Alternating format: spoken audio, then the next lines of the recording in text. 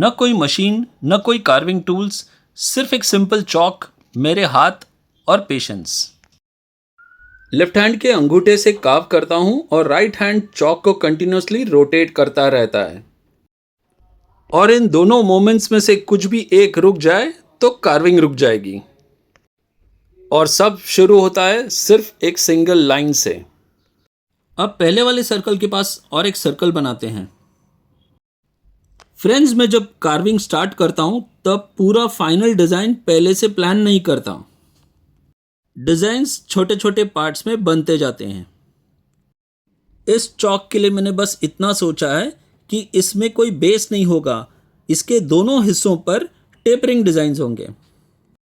Final carving तक पहुंचने के लिए बहुत सारे स्टेप्स लगेंगे, लेकिन सबसे इंपॉर्टेंट पार्ट होता है फाउंडेशन। यही सबसे ज़्यादा टाइम लेने वाला और थोड़ा बोरिंग पार्ट भी होता है।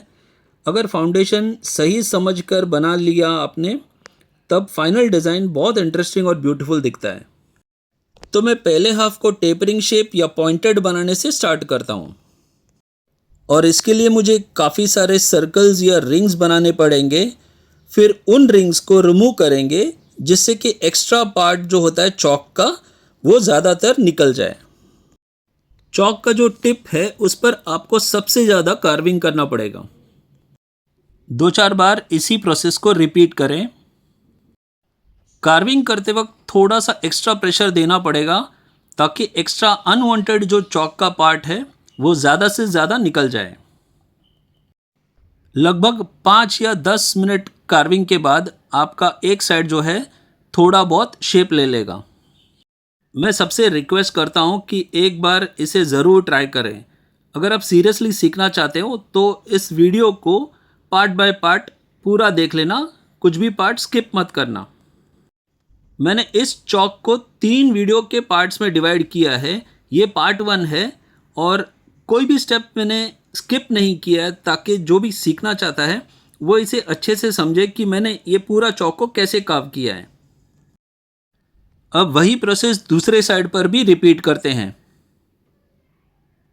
वीडियो को मैंने 1.5 के स्पीड में रखा है ताकि देखने में थोड़ा सा इंटरेस्टिंग लगे। और ये दोनों जो साइड्स है इस पर हमको थोड़ा सा ज़्यादा टाइम लगेगा, इसके लिए इसका जो मैंने स्पीड है वीडियो का थोड़ा सा ज़्यादा रखा है।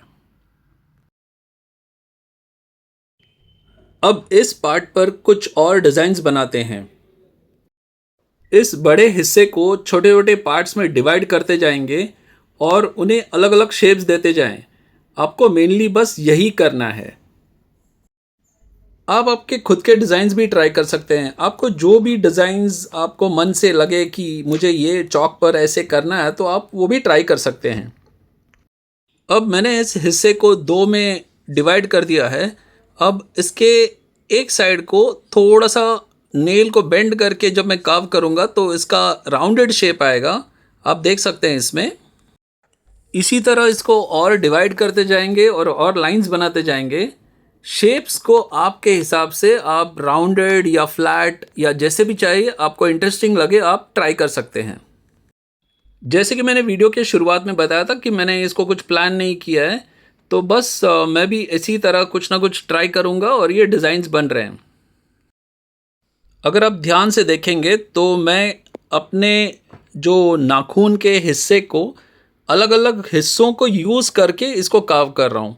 तो कभी मैं बीच का जो हिस्सा वो यूज़ कर रहा हूँ, कभी साइड्स के हिस्से को यूज़ कर रहा हूँ। तो जैसे मुझे शेप चाहिए तो उसको मैं वैसे टर्न करके वो डिज़ाइंस को क्रिएट कर रहा हूँ। लाइंस या सर्कल्स क्रिएट करने के लिए आपको बीच का हिस्सा यूज़ करना पड़ेगा और जो राउंडेड शेप्स है उसके लिए आपको आपके नाखून के साइड्स को यूज़ करना है। आपको आपका जो हाथ का प्रेशर है वो आपको कभी कम, कभी ज़्यादा, कभी थोड़ा सा फास्ट रखना पड़ेगा। आपको जो ये आप राइट हैंड से जो घुमा रहे हैं उसको कभी कभी फास्ट करना पड़ेगा, कभी स्लो करना पड़ेगा। तो ये आप डिसाइड कर सकते हैं कि आपको कैसा डिज़ाइन चाहिए, या डेलिकेट है तो थोड़ा सा स्लो करें। ये कार्विंग का जो प्रोसेस है ये दोनों हाथ का तालमेल है। जब मैं राइट हैंड से चॉक को घुमा रहा हूँ तब लेफ़्ट हैंड है जो मेरा, ये चॉक को अच्छे से सपोर्ट दे रहा है और उसी वक्त मैं अपने नाखून से उसको कार्व भी कर रहा हूँ। तो ये आपका जो एक तालमेल है वो एक बार आपको सेट करना पड़ेगा। स्पीड स्टार्टिंग में आप मेरे हिसाब से स्लो रखें तो वो बेहतर होगा। इस वीडियो में मैंने ज़्यादातर जो मेन जो चौक का हिस्सा है जो हमको नहीं चाहिए उसको निकालने का जो है तरीका मैंने बताया है। अब इस डिज़ाइन को हम और भी डिटेल में कार्व करेंगे, तो ज़रूर बने रहिए, देखते रहिए कि इस चौक को हम आगे कैसे डिज़ाइन कर रहे हैं। पार्ट 2 और पार्ट 3 ज़रूर देखें।